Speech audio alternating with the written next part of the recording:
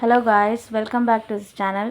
இப்போ இந்த வீடியோவில் நம்ம எதை பற்றி பார்க்க போகிறோம் அப்படின்னா, முறத்தை எப்படி மெயின்டைன் பண்ணுறது அதை பற்றி தான் பார்க்க போகிறோம். இந்த வீடியோவில் அதை பற்றின ஃபுல் டீட்டெயில் கொடுத்துருக்கோம். ஸோ மிஸ் பண்ணாமல் ஃபுல்லாக பாருங்கள்.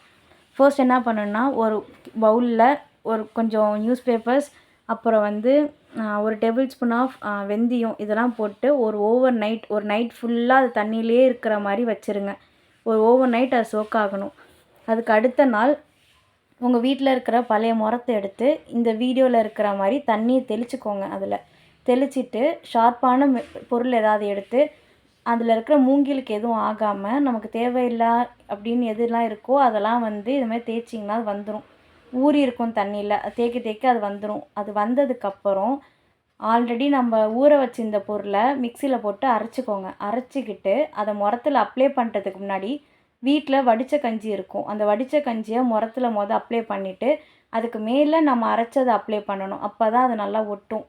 அப்புறமா அதை 2 நாள் வெயிலில் காய வச்சு எடுத்திங்கன்னா முறம் உங்களுக்கு இது மாதிரி புதுசாக வந்துடும்.